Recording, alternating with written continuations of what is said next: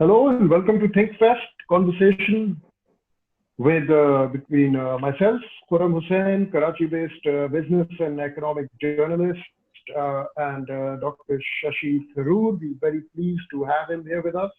Dr. Shashi Tharoor needs no introduction, but I'll provide one nonetheless. He is a third-term member of Parliament, and where he also chairs or has chaired the Parliamentary Standing Committee on External Affairs. He's got a long and distinguished career in diplomacy and international affairs.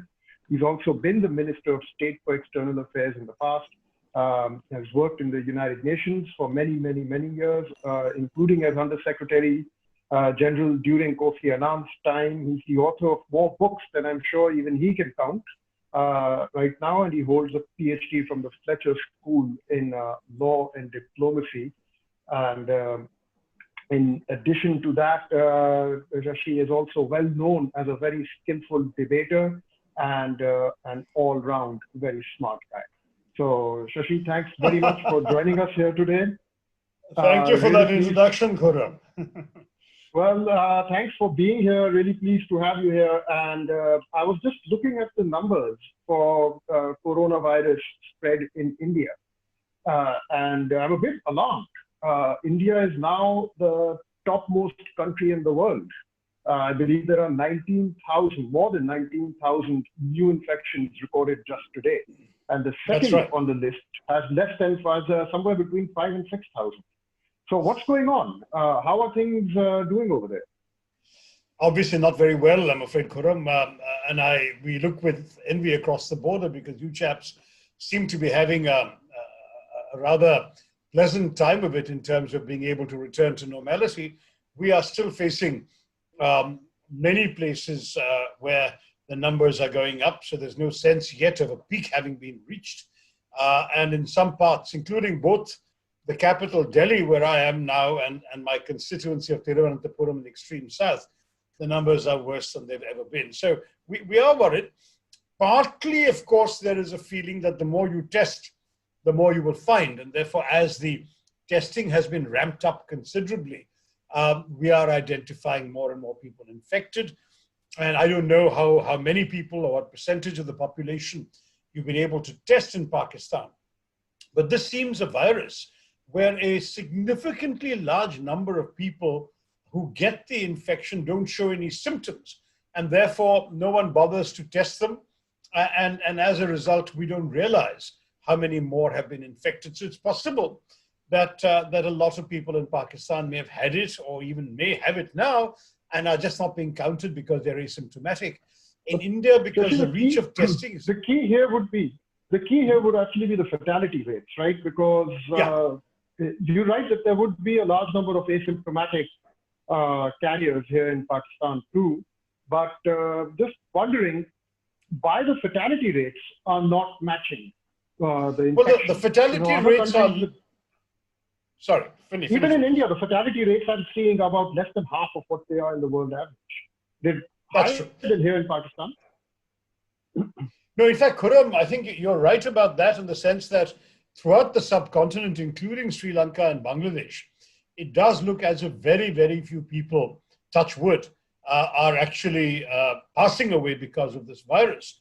But the problem is that the lethality of the virus seems to be completely random, in that people who are old and have comorbidities are surviving or getting very mild versions of the virus, and young, fit people are mysteriously passing away from COVID. So the problem is no one has fully understood yet exactly how this virus works and what it is in some people's bodies that makes them more receptive to the worst aspects of it or more responsive. And there have been talks about all of this cytokine storm and bradykinin storm and so on. There are various theories that the body generates, and sometimes a healthy body can overwhelm itself by generating this response to the virus.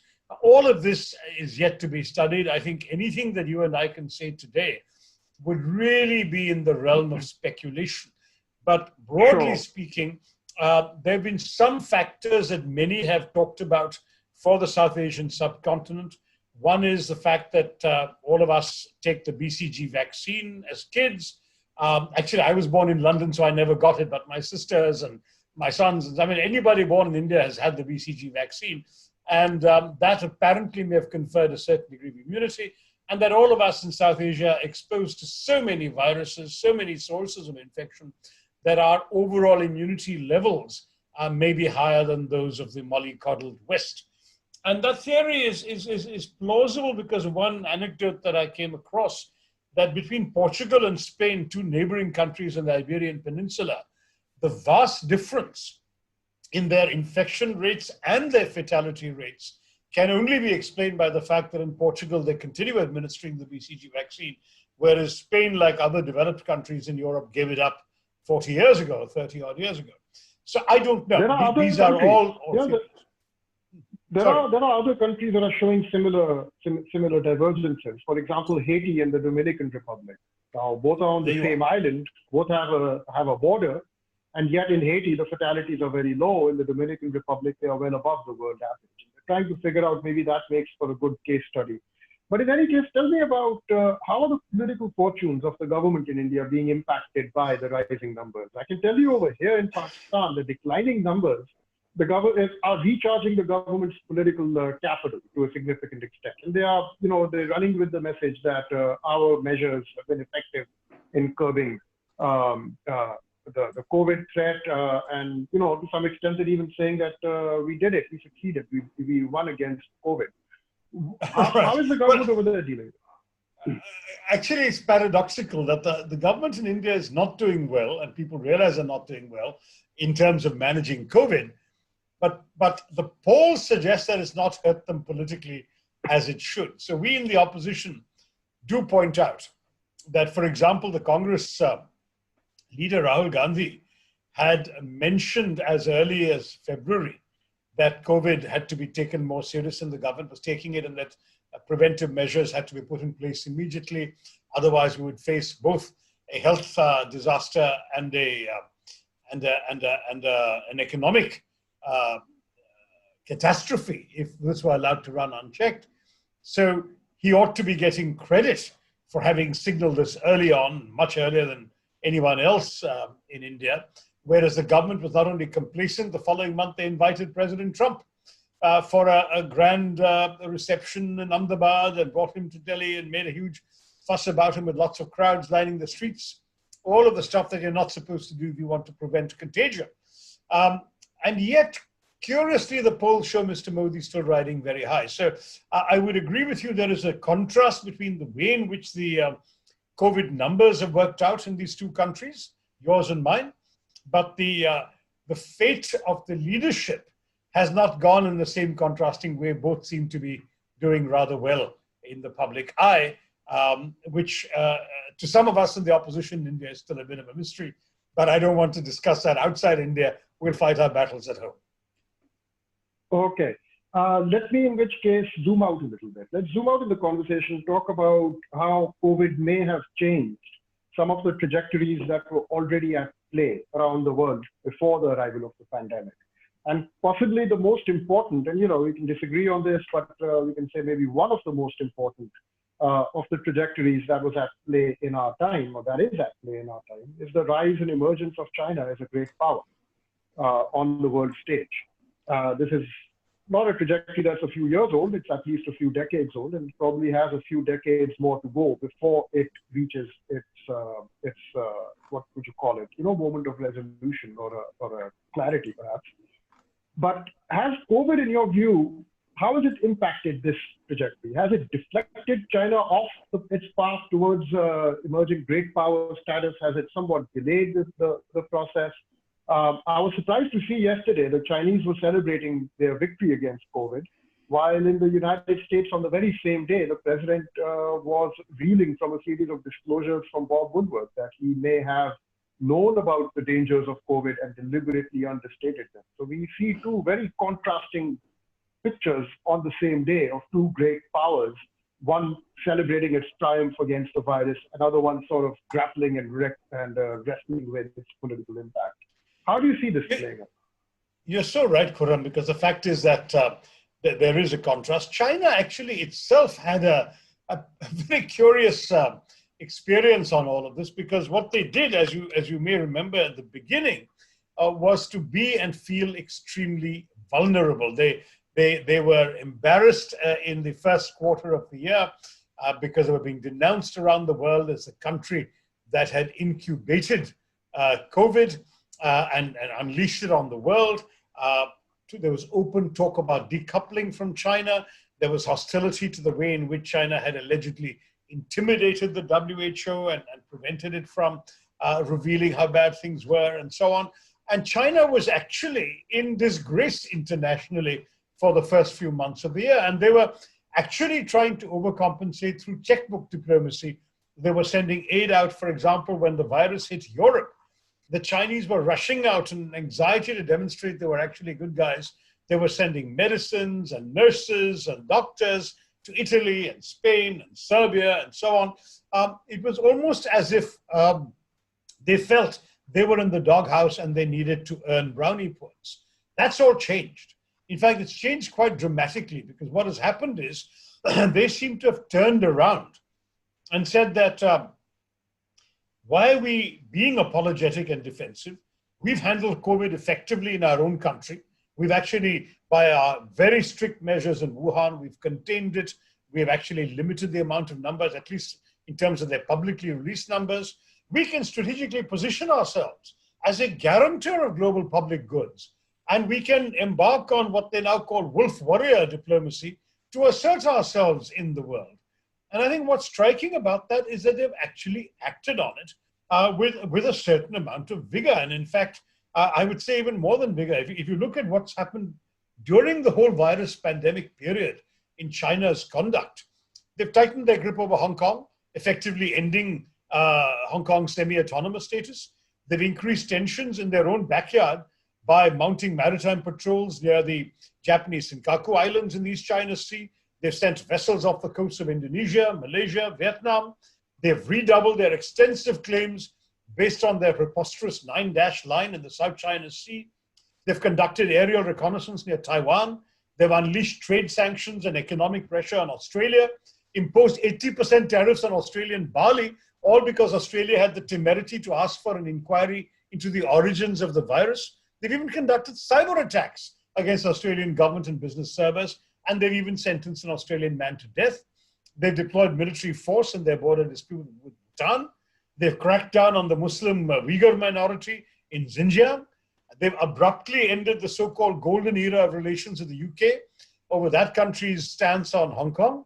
And they have essentially lashed out at India over the so-called line of actual control, where for the first time, remember, since 1976, no shot had been fired in anger, even on the disputed India-China border, because both sides had been able to keep things more or less on the back burner. Now you've had 20 Indian Jawans dying and an unknown number of Chinese, because they haven't revealed any numbers. And 2 days ago, India said that Chinese soldiers had fired shots for the first time in 46 years. So what's going on? I mean, it seems to me that we are seeing a much more assertive, India would say aggressive China, and that they're basically saying, listen, guys, the gloves are off. You do what you like. You insult us as a country that gave you coronavirus. We don't care. We're going to show that we are who we are. In fact, from an Indian point of view, it was amusing. We used to console ourselves with Deng Xiaoping's famous statement to Rajiv Gandhi in 1988 that don't, ever lose sight. He said that the 21st century will be India's and China's century. You can be sure that Xi Jinping will never say that, because his team and he himself clearly see the 21st century as China's century alone. And India is really a bit clear.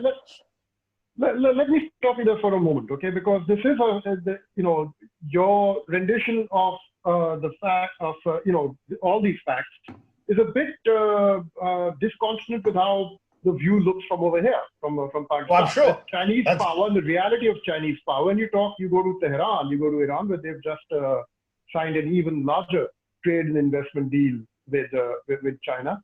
And the perception is that China is one power now in the world that is still willing to acquire long-term stakes, that is still willing to finance the building of infrastructure in Pakistan, countries like Pakistan.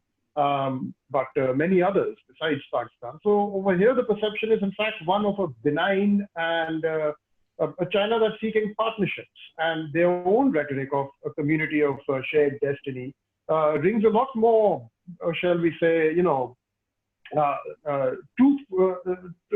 truthfully over here than it perhaps does over there. Khurram, that actually was a narrative we also bought into, because we bought into the peaceful rise theory. But as far as India is concerned, the peaceful rise ended on the snowy heights of Galwan on the 5th of June when they killed 20 of our Jawans. And there's been no sign of it. For example, the instinctive reaction of India was to try and negotiate an end to this crisis of the Chinese suddenly moving forward to positions they had never occupied in the last, frankly, 60 years since the War of 62, and to get them to withdraw. In fact, the 20 soldiers died because they had gone unarmed to ask these chaps, hey, aren't you withdrawing? What's happened? And they instead got killed. So from the Indian point of view, what we're seeing is a difference of kind. The peaceful rise, as far as we're concerned, is not going on. Now, I see your point about benign investment in infrastructure and development. But where India has always been a bit wary of CPEC and the other BRI, Belt and Road initiatives, is precisely our perception that this constitutes a debt trap in the making. Our next door neighbor, Sri Lanka, has already found this out because, as you well know, with the famous case of the Hambantota port, the debt servicing obligations were so immense that Sri Lanka ended up essentially handing over the port on a 99-year lease, saying to China, we can't afford to give you money every year, so you take the port itself that you built. Now, we ask ourselves, for example, with our Australian siblings across the border in Pakistan, what about the $60 billion that are being sunk into the CPEC? Are you going to be able to afford to pay for the debt servicing of all that, the way the Sri Lankans are discovering they can't? Shashi, let's come to that in a minute. But before we do, I just want to rewind a little bit to what you were saying about the shots that were fired in the in the heights in Ladakh on the 5th of June. The thing is, about a few years ago, 5th of June, there were no shots. It was much cruder. It was clubs and halberds and God knows what else. But the shots were last weekend, apparently. The shots were last weekend, but the scuffling that began on the 5th of June and ended with shots being fired last weekend. But a few years ago... I hope it's ended. I hope it's ended. I don't know if it has ended. Well, it may be just the next I think next every step peace-loving citizen of South Asia would agree with you on that. But a few years ago, we were seeing a very different situation emerging. Back in the heydays of CPEC, for example, 2014, 2015, whenever the Chinese officialdom came to Pakistan to speak, excuse me, they also emphasized the regional aspects of CPEC. So if you look at Xi Jinping's address to the Pakistani parliament during his visit over here, during which all of the key term sheets were signed and CPEC was formally kicked off, he spent 1/3 of that speech talking about the higher than the highest mountain sort of rhetoric. He spent another 1/3 of the speech describing the projects that they will be undertaking. But about roughly the last 1/3 of the speech is about the regional aspects of CPEC. And there was a constant invitation from the Chinese to the Indians, come and join CPEC. They even offered to change the name, if you remember that briefing by the Chinese ambassador in Delhi at the Observer Research Foundation that became quite, famous over here as well. And then in 2018, we saw perhaps some reciprocation coming from the Indian side. We saw the appointment of Vijay Gokhale as Secretary External Affairs, and there was a number of other, the cancellation of the Thank You India rallies that the Dalai Lama holds in India, India staying silent over the Chinese adventures of Mauritius. A number of other such steps in 2018, summer of 2018, right before August 2018. Correct. What happened? How did we go from there, where India and China were exchanging warm vibes with each other, to here, where India and China are now, exchanging blows on Khurram, from our point of view, it continued beyond the summer of 2018, right up to early 2020, because in fact, Modi and Xi met twice more. They met actually a stunning 18 times in the last 9 years. What am I saying? 18 times the two of them have met. And in those 9 years, Modi was both Chief Minister of Gujarat to begin with and subsequently Prime Minister for the last 6, and they keep meeting. And Modi even hailed a new era of global cooperation with China and so on and so forth, as recently as when they met in Mahabalipuram, which was, I think, less than 7 months ago. So you're talking about a relationship that India actually thought was going in the direction you mentioned. What is more, India, under this government, had lifted some of the restrictions that even my notoriously liberal government had placed on Chinese involvement in the Indian economy. For example, we still had restrictions on Chinese involvement in sensitive sectors like ports and telecoms. Modi lifted those. So this was a government, the Modi government was absolutely willing to play ball with the Chinese along the lines you said. We couldn't possibly have got along with CPEC because it runs through a territory that we claim you are an illegal occupation of. After all, the state of Jammu and Kashmir acceded to India. Your chaps control 1/3 of it, and the CPEC highway runs right through that. So it's an insult to India's sovereignty to accept that reality. We can never join CPEC. But we had gone along with China on various other things. And indeed, our trade was mounting every year. We have reached over $80 billion. In fact, close to 90 and heading for 100 by 2021, had the course continued in that way. Chinese investments in our, I think there was an estimate I saw that some 9 or 10 of our top dozen unicorns have greater or lesser amounts of Chinese investment. So we were actually essentially accepting the very analysis you just mentioned. Khurram, we were going in together. And don't forget that India had applauded and joined the Chinese on a couple of multilateral initiatives they were leading: the Asian Infrastructure Investment Bank, the BRICS New Development Bank, which, as you know, is in Shanghai with an Indian head, and which India and China contribute equally to. So apart from BRI for the important issue of sovereignty, we were working with China. So our concern is, why did the Chinese conduct this offensive across the LAC?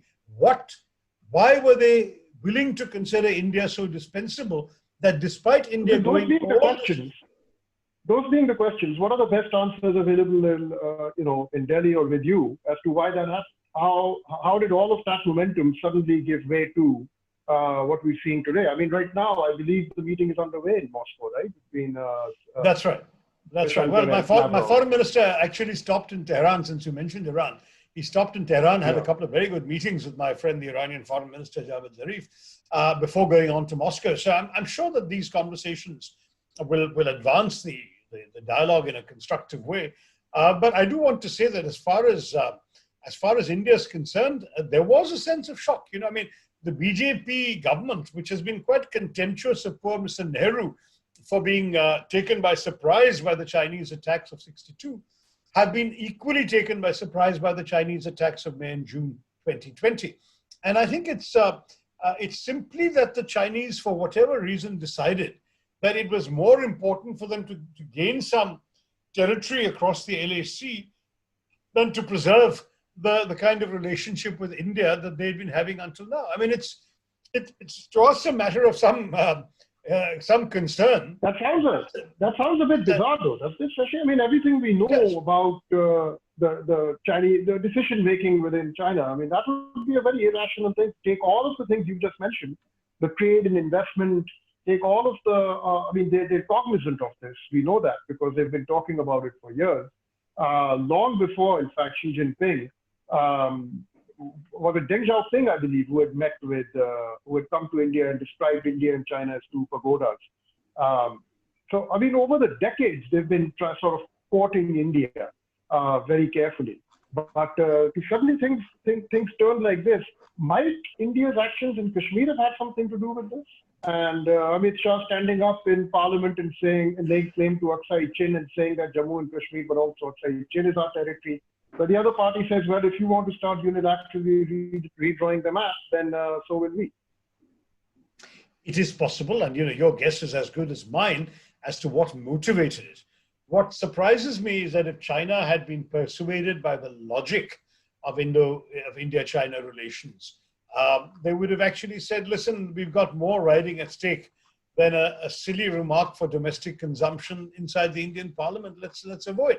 But what gives credence to the worries about an overall assertive China is the pattern of all those other incidents I mentioned to you and the other patterns of behavior, which involved a dozen other countries and not just us. So why is it that so many countries are now suddenly alarmed? I mean, Australia, for example, has been a friend of China's. China is its most important trading partner. In fact, they had a Mandarin-speaking prime minister for some years, and they've really been going out of their way to please China. Why on earth is China behaving so belligerently with Australia? So I think there is something that's happened in China that has impelled them to flex their own muscles in quite a dramatic way. And it is a bit alarming. Now, what's happened is that India, of course, everyone has woken up. We've now said, my gosh, why were we allowing trade to grow so much when it's so completely one-sided? The bilateral trade deficit is about $55 billion. Why have we failed to notice that the cheap import of manufactured goods from China has been wiping out our industrial base? Why should we allow them to come and make major inroads into our tech sector when they're actually accumulating data of Indian users into their artificial intelligence bases?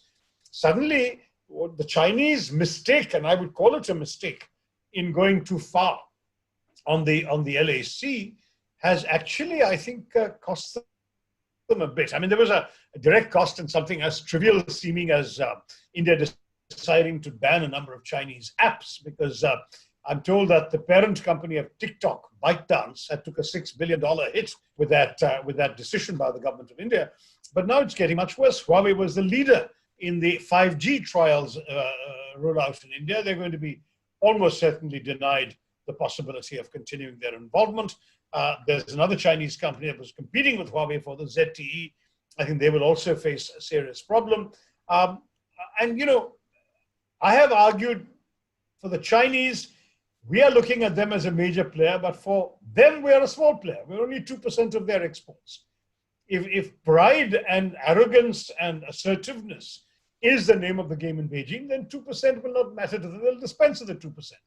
And I think that what's really happened is that some people in Beijing have decided that it's time to show India its place, even if its place is in a hostile camp, which I think is unfortunate because of all our old romantic ideas about two Asian civilizations, which had actually had amicable relationships for millennia, being able to have a modern relationship today. But clearly the Chinese are not interested in that.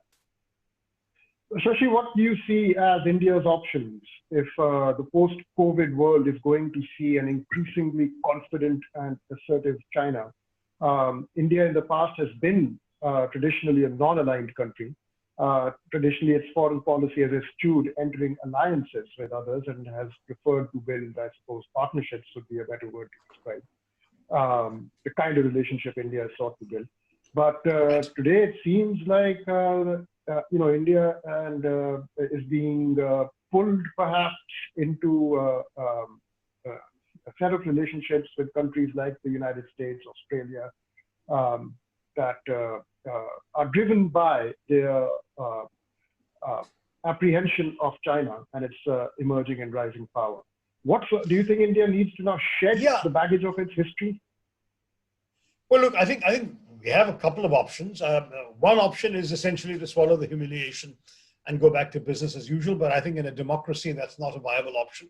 I don't think the Indian public, the Indian parliament, public opinion, the media will stand for that. So now there's a choice between two variations of a more tough posture vis-a-vis China. One is to absolutely insist on the restoration of the status quo ante as of April 2020, which would mean a Chinese withdrawal that China is showing no intention of doing. The Chinese have actually pitched themselves, not just with tents, they're building enduring structures, they're moving in equipment, they're building roads. It doesn't look like they're going to withdraw or move away at all. And so if that diplomatic demand of withdrawal doesn't work, I think India would essentially have to find itself both militarizing the border and this particular conflict in a fairly serious way, such as, for example, occupying bits of the LAC in order to have something to swap with the Chinese. Just as the Chinese have occupied bits of territory they never had before, we may have to say, listen, guys, if you want to sit there, we're going to sit here. And so there seems to have been some move on the weekend of 29-30 August of India taking some positions which were theoretically areas where both countries used to patrol, just as the Chinese in April, May took positions that both countries used to patrol up to then.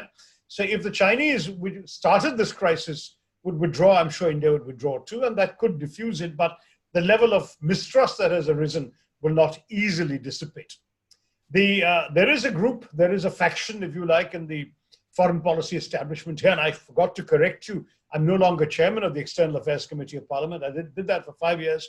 I now chair a different committee, the Information Technology Committee. But on the BJP chose to take the leadership of the External Affairs Committee for itself, first in our independent history, but that's a different story. But still, let me say that the foreign policy establishment does have a faction that says now we should stop worrying about strategic autonomy, which was the term, the hallowed term of art in India for our own ability to make our own foreign policy decisions and determine our own postures in the world. We should instead look very seriously at enhancing cooperation with the Americans, or the American-led camp, if you want. They're not talking of alliance yet, so to that degree, they're still non-aligned. But what they're saying is, why can't we, for example, strengthen our partnerships with the Quad of the India, Japan, America, Australia cooperative group, which for the first time met at foreign minister level in the margins of the UN General Assembly last September. India had been very slow in moving that forward precisely because of its feelings for China. They had only allowed it to meet at mid-level officials. But suddenly foreign ministers met, and now it looks like they're looking at the option of creating, through the annual Malabar naval exercise, which India conducts with Japan and America. Now they're getting Australia to join, and that'll give us a formal practical platform that adds a military dimension to the relationship. Interestingly enough, just to finish with that, interestingly enough, India is not the kind of country that will ever go into a kind of updated 21st century version of SEATO, which Pakistan was a part of. I don't see India ever signing up to a defense pact or an alliance. But I can see more cooperation, more exchange of information, more exercises. And one interesting development that has been coming through in some of the specialized journals on the subject is increased intelligence cooperation. We've heard that, there's an Anglophile intelligence sharing alliance called the Five Eyes, which is made up of the Australians, Canadians, New Zealanders, Brits, and Americans. So the 5 classic Anglophone countries. Japan has essentially joined them in an exercise of cooperation in defense intelligence sharing. They amended their law to permit them to do that. And now there's serious talk that India and maybe Australia might come. I'm sorry, Australia is already in it, I beg your pardon. India might join Japan in a sort of new Seven Eyes forum, which could transform security in the Indo-Pacific. And whatever they may say about the Indo-Pacific, the entire concept will be seen by Beijing as targeting China's interests. Now, as I said, there are still 2 variants of this. Let me just finish that thought and I'll come back to your comment.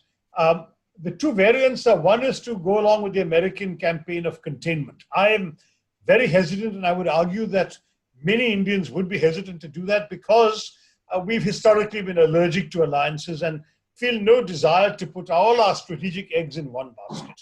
For example, we're still very heavily dependent on Russian military equipment and supplies, even though we've diversified our military purchases. Why would we want to write that off by joining an American-led grouping that the Russians are bound to oppose an alliance with the Chinese? But what we could do, I would argue, and in fact I have argued in a short piece in the Indian media, is instead of containment, we could think seriously of constraining. I don't mean by constraining just 2 different letters of the alphabet, containing and constraining. What I'm talking about is a policy that says, whereas containing is kind of hostile and says we will block the Chinese, we will oppose the Chinese, constraining says we'll continue engaging the Chinese, both bilaterally and multilaterally, but we'll try and manage them by leveraging our friendships to limit how much China can do to harm our interests. So we're not going to thwart the Chinese, we're not going to weaken the Chinese, we're not going to oppose the Chinese, we won't join an alliance against the Chinese, but we will actually use our diplomatic, geopolitical, military leverage to manage and limit Beijing's ambitions. That'll constrain, in a way, how much it can get away with. That's the concept, and it's a question of it's a defensive approach as opposed to containment, which is a more hostile and aggressive approach. I'll pause there because you were about to say something and I continued over your voice. I was going to say, If we just sort of zoom out a little bit, we began this conversation by talking about the inexorable nature of the emergence of China as a great power. It would seem like India, if constraining is going to be some kind of a strategic objective, is up against a lot. It's up against quite possibly a historic force that's rising in our midst. Nobody knows at this point where exactly China's emergence and rise is going to plateau out. Will they emerge ultimately into superpowerdom or not? Those remain unanswered questions. My question is that given India's long border with China, given India's baggage, historical baggage, granted it's not as intense as the historical baggage that China's eastern neighbors have. China and India may have some things to argue about from history. Nothing approaches or nothing close to what China and Japan have, for example. But nevertheless, it's there. How much do you think these distant powers can really do eventually in the long run? I mean, eventually the fact that India shares a long border, has some history with China, has a great deal to gain from building some kind of a cooperative relationship with them. But ultimately in its own neighborhood is standing alone facing this power. One after another other country. Not entirely. I mean, first of all, I think China has made a historic mistake.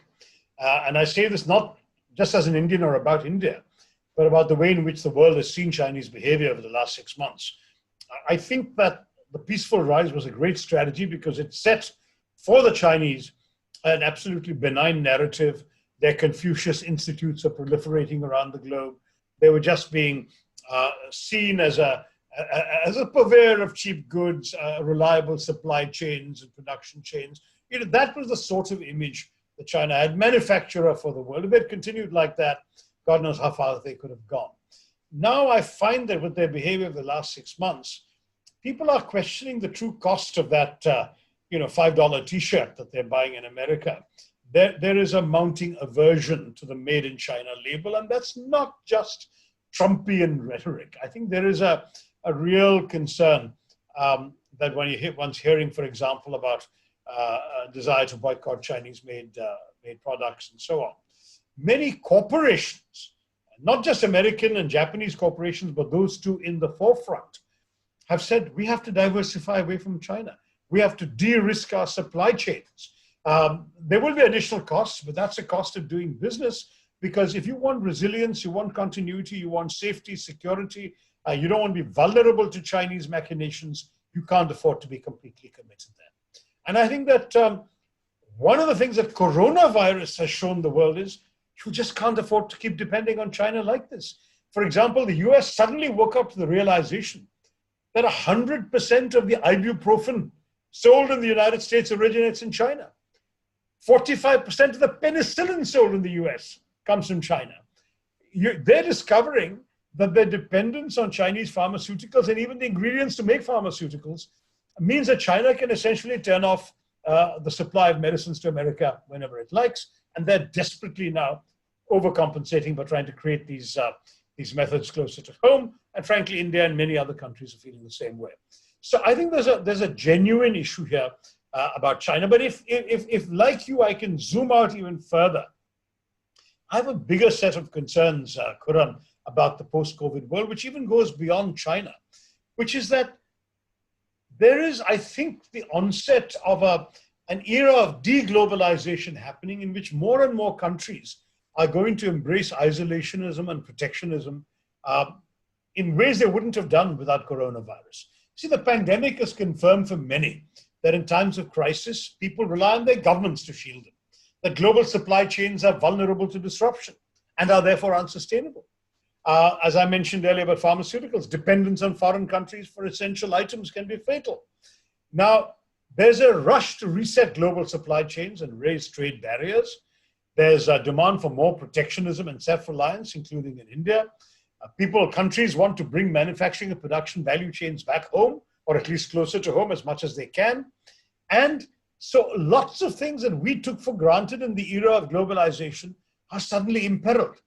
The global flow of capital and investments, multi-border pipelines, energy grids, free and easy international travel, which we've already seen disappearing in the last 6 months.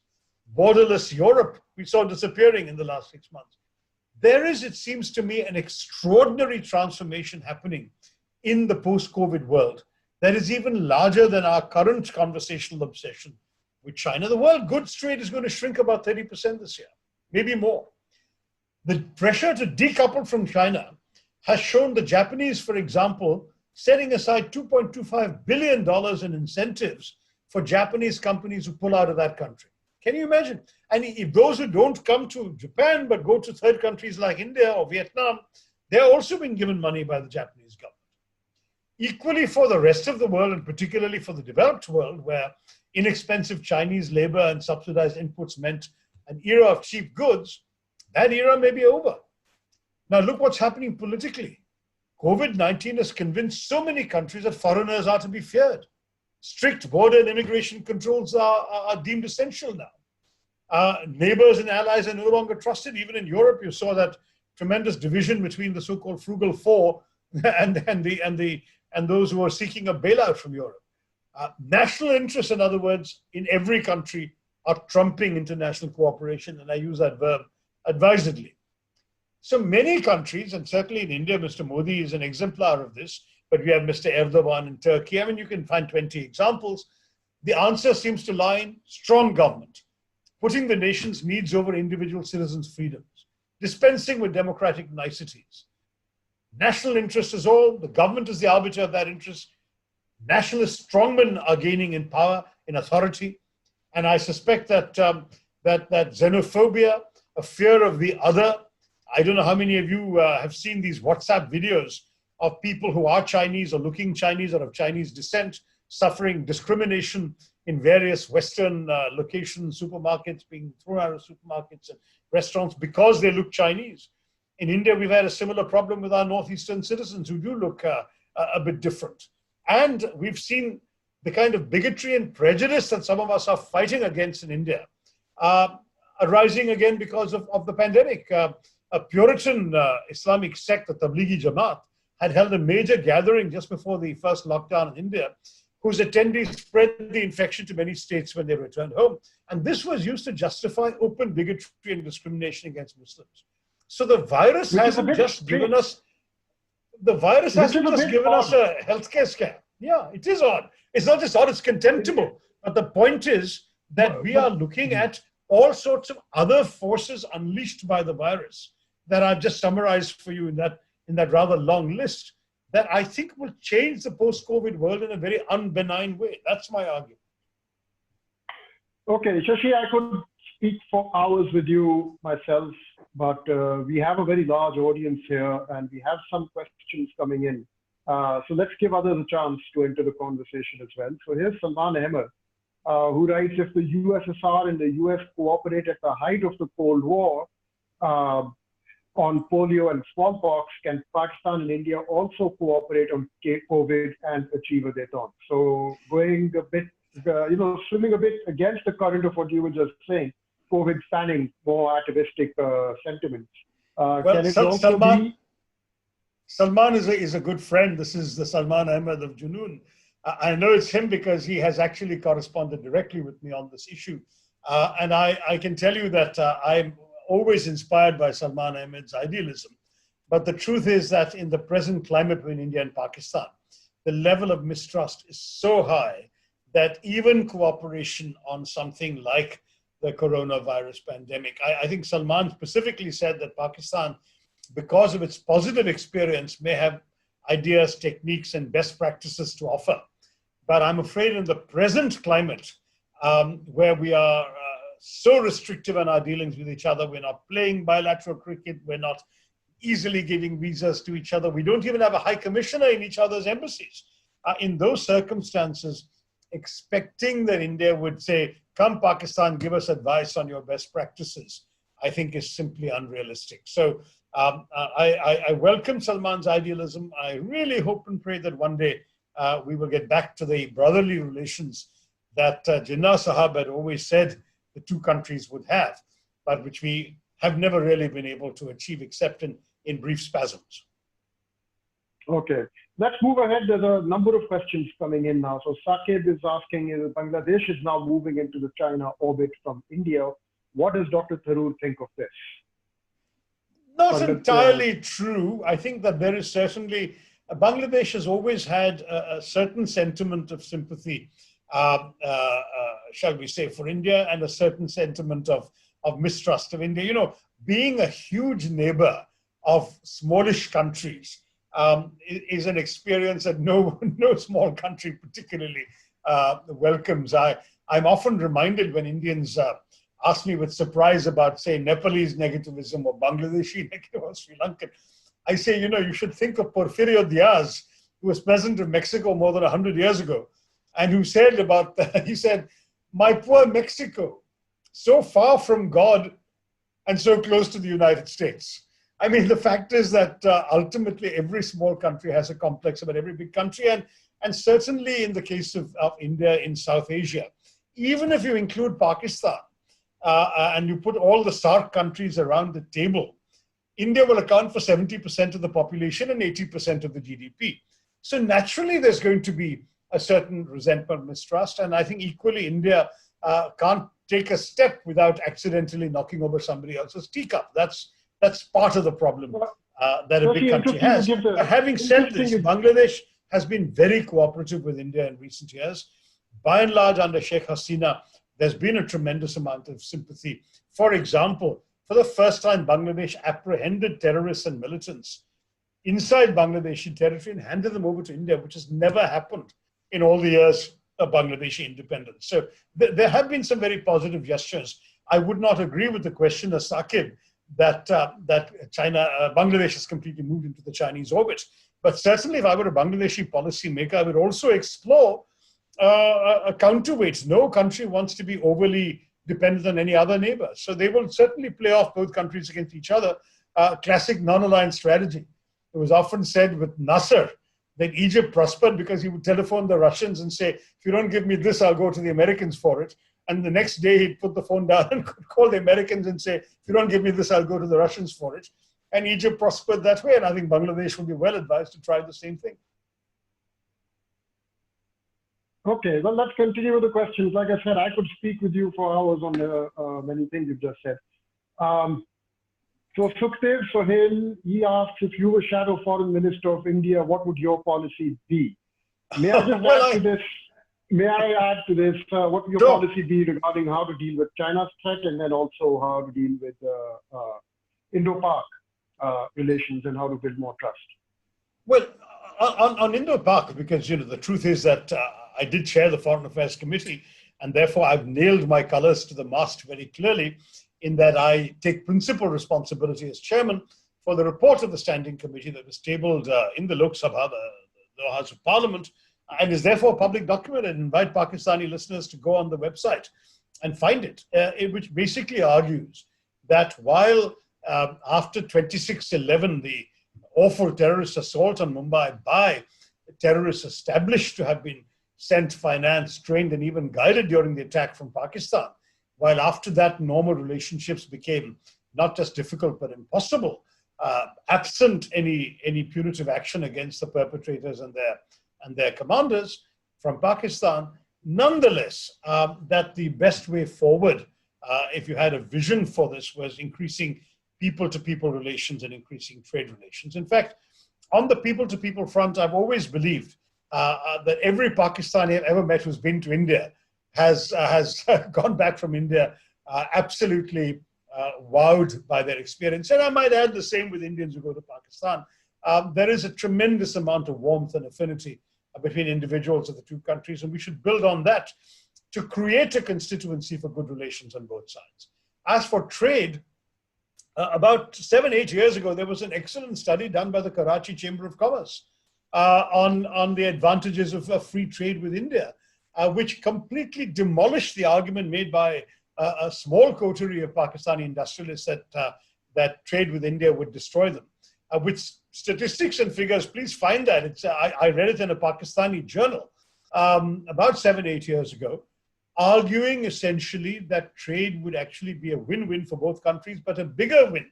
And the paper quantified it for Pakistani businesses. So that would be another way of cementing relationships. And if we did both of those things, more people-to-people contacts and more trade contacts, it seems to me we would be raising the threshold for another misadventure like 2611, let alone another war, because more Pakistanis would have more at stake in good relations with India and vice versa, and therefore the odds of conflict would decline. And I stand by that thesis. It obviously is not the current establishment view in India, but that would be my instinct. That I think that I certainly believe firmly in protecting India against any depredations coming from across the border. But at the same time, I believe that when I read the World Bank report that says that South Asia is the world's least integrated sub-region, I feel a bit of shame as an Indian that, we don't have the imagination, vision. We who have lived together for 5,000, 6,000, maybe 7,000 years, as more and more archaeological digs are establishing, if we can't live together now, then it's really a failure of the imagination on our parts, and we really ought to be able to get over our issues. I don't think that we can easily rely on the military to do that, on your side in particular, because I do believe that hostility with India is part of what keeps your military in its extraordinarily influential position in your society and your polity. There is no military of any country in the world that has a larger share of its country's budgets than the Pakistani military does of yours. So, I mean, you have a challenge as Pakistani civil society in carving out a non-military space for yourself. But I don't want to get this festival into trouble with the military in your side. Let me say on my side that where the civilians do call the shots, we really ought to look at easing up on these areas. And a number of reports that we have written, and particularly the major report on India-Pakistani relations, will be my answer to Sukhdev Sahel's question. So, Shashi, you mentioned the case or the example of, you just invoked the example of Porfirio Diaz earlier. And one of the things that Porfirio Diaz's government was probably also very far away from was the problems and difficulties of its own people. And, among, I think, bigger than America, one of the biggest problems he faced was the Mexican Revolution. What do we make of a government in India? Because here in Pakistan, one of the strengths that the civil society over here draws upon is that people and the electorate continues to vote along pocketbook issues. The ideological vote is actually very small and has rarely, in fact, never really, carried the day. Has rarely really made much of a bump in electoral politics. But yet in India, you mentioned earlier yourself that like the curves are climbing. And somehow it doesn't seem to be denting, or there doesn't seem to be a wellspring of people trying to hold the government accountable for it. Even Donald Trump is hurting from the rising infections in America. But somehow, the rulers in India seem to be impervious to the travails of their own people. You are saying this to a Congress Party MP. Who has to ruefully admit that our campaigning on the basis of the very simple message, this government has failed you economically. If you were promised a job 5 years ago and you voted for them, and 5 years later you still don't have a job, why would you vote for them again? If we said, why would you vote for a government that hasn't delivered the economic growth that it promised you? Why would you vote for a government that hasn't given you the prosperity that you were led to expect would be yours if you voted them into power the first time? We said all of that, and we still lost almost as badly as the first time. Yeah. The question that comes up is, why did the Indian voter vote not according to their pocketbook, but in other considerations? I'll leave that to the political scientists to figure out. But it's clear that some elements of identity politics, of national pride, and of national security, don't forget that just a month before the elections began, we had that awful bomb blast in Pulwama in Jammu and Kashmir, in which 40 Indian Jawans were killed. And immediately the government sort of thumped its chest and said, we are the ones who will give a fitting reply. And as you know, they bombed Balakot. With what effect is a different matter, but they did. And as a result, they were able to thump their chests across the electoral constituencies of North India. I am a candidate in South India, so I kind of miss the intensity of their appeal in that regard. And these things also made a difference. So an election is always a snapshot in time Khurram, I would argue that it's not necessarily proof that the people of India are indifferent to their own economic well-being. But at that particular time, they placed a number of other concerns ahead of the concern that we expected them to have on jobs, unemployment, economic distress, and so on.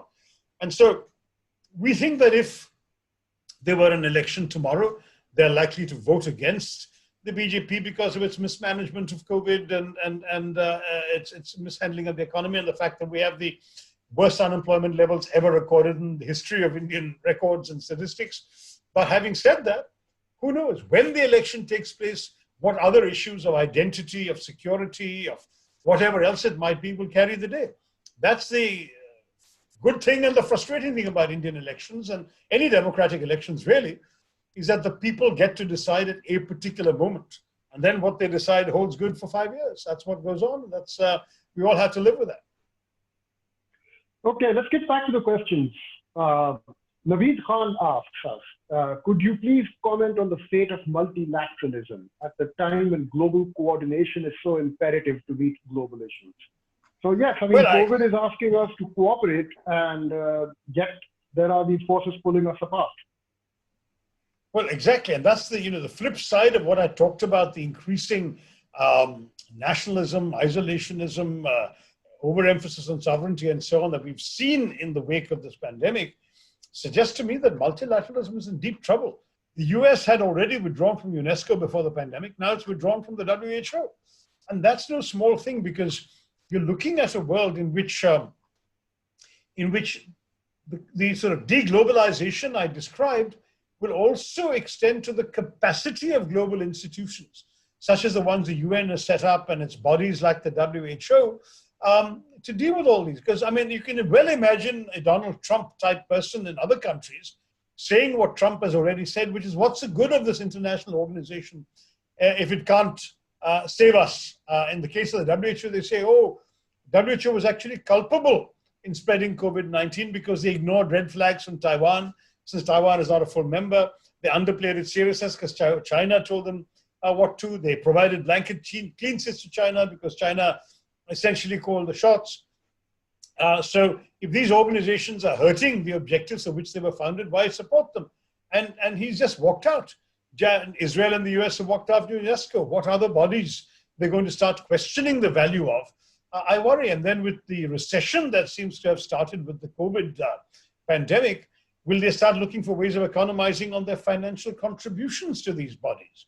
I think it's a very worrying period. You're highlighting sovereignty, then sovereignty is more important to you than multilateralism. You are suffering xenophobia in your cultures and societies, and certainly in the US, that's rampant. Obviously, why would you want to work with a whole bunch of foreigners on issues that really matter to the well-being of your people? I expect a lot of rethinking and renegotiation of multilateralism, and I worry about it because I spent 29 years in the United Nations service, not as somebody seconded from the government of India, but as an individual in my own right. My only service in the government of India was after my 29 years in the UN. And I want to tell you that for me, there are some real worries about what this means for the world that I worked for 29 years. Because I genuinely believe that humanity did better if we could really appeal to what we have in common, what united us rather than what divided us. But in this pandemic period, I'm seeing much more emphasis on what divides us, and each country saying me first, America first, India first, whatever. And at a time when the US is not even showing any interest in giving leadership to the multilateral response. I forget its own bungled response at home to the pandemic, that there's a kind of loss of trust that any foreign country, including the US, can do anything for you. What price multilateralism in that kind of environment? Okay. Hello, I hope I haven't lost the audio here. I'm still here. Did you hear me? Yes, I can hear you. Okay. I think I can only take one more question, Khurram, because we are past the 8:30 mark. I know we began a bit late, so we went on a bit late, but... Okay, well, just two more questions, if it's all right. Because one is I've seen... what you've already said. Yes, I've seen the question from Gul Khan. Gul Khan says, will the post-COVID world see the rise of more authoritarianism and xenophobic tendencies? But I answered that. Perhaps the question was typed before I I came to that towards But the end of my conversation. I think it was. But just a very quick thing, do you think that sort of thing is inevitable, or do you see countercurrents to this at play as well? Well, I don't see the countercurrents yet, because you're looking at Hungary, you're looking at Turkey, you're looking at India, you're looking at the US. Much more of this emphasis on tough, strong, decisive leadership, I beg your pardon, which is also divisive, but that's another matter. That's been happening in all of these countries, and it's very difficult to find a poster child. Maybe Jacinda Ardern in New Zealand, a tiny country of 4 million people, would be the best example of a leader that went the other way, that said, let's all work together, let's explain things, let's be cooperative, etc. But she too did have to seal off her country from outside travelers and take some tough lockdown measures to prevent the virus spreading. And while I'm a great admirer of Jacinda Ardern's, I'm sure many of you in Pakistan will remember how she amazingly handled the aftermath of the awful Christchurch bombings, where we lost people of Indian and Pakistani origin, and how she had the courage, unlike what we've seen after similar incidents in America.